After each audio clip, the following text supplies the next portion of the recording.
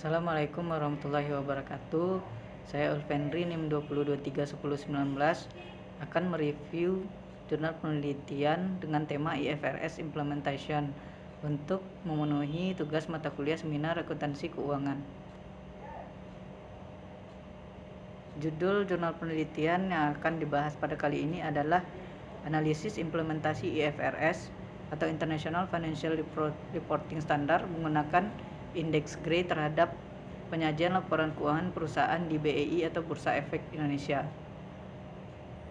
Kasus yang dibahas, standar akuntansi yang diberlakukan pada setiap negara dapat berbeda tergantung pada faktor-faktor lokal yang ada pada negara tersebut. Dan berbedanya aturan akuntansi yang berlaku di banyak negara tersebut berimbas pada keterbandingan laporan keuangan dan memunculkan kebutuhan akan sebuah standar yang dapat diterima oleh semua negara di dunia.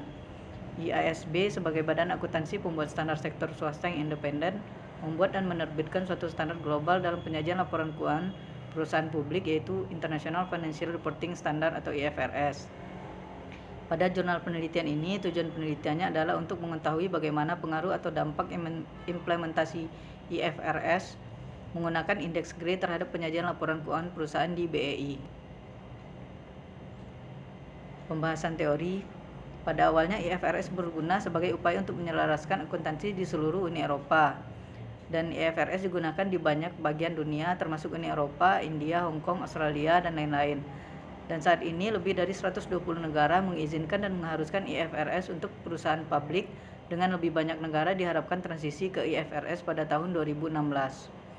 International Financial Reporting Standard atau IFRS merupakan seperangkat standar akuntansi global yang dikembangkan oleh International Accounting Standard Board atau IASB untuk penyusunan laporan keuangan perusahaan menurut Warren dan kawan-kawan tahun 2014.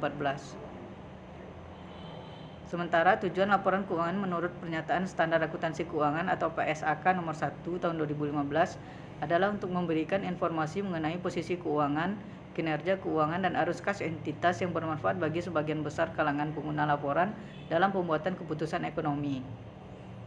Tujuan dilakukannya konvergensi IFRS yaitu untuk meningkatkan transparansi dan akuntabilitas dalam laporan keuangan serta dapat meningkatkan arus investasi global melalui perbandingan laporan keuangan antar satu negara dengan negara lain. Selanjutnya, objek penelitian atau sampel penelitian. Penelitian ini dilakukan di Bursa Efek Indonesia. Dan populasi dalam penelitian ini adalah perusahaan jasa sektor keuangan yang terdaftar di Bursa Efek Indonesia sebanyak 47 perusahaan. Untuk menentukan sampel yang akan digunakan dalam penelitian, maka teknik pengambilan sampel dalam penelitian ini adalah probability sampling, yaitu teknik pengambilan sampel yang memberikan peluang yang sama kepada setiap anggota populasi untuk menjadi sampel. Yang keempat, teknik analisis datanya. Dalam penelitian ini menggunakan indeks Gray adalah uji asumsi Glassek, yaitu uji normalitas, uji autokorelasi, uji multikolinearitas, uji linearitas, dan uji heterokedastisitas. Selanjutnya, hasil penelitian menerangkan bahwa penerapan IFRS terhadap penyajian laporan keuangan berdasarkan PSAK 1 memberikan dampak yang positif bagi laporan keuangan perusahaan. Tetapi ada sebagian dan beberapa perusahaan yang juga memberikan dampak negatif atas implementasi IFRS terhadap PSAK 1 dari 47 sampel, yaitu sebanyak 2 perusahaan. Sedangkan yang tidak memberikan pengaruh sama sekali yaitu 1 buah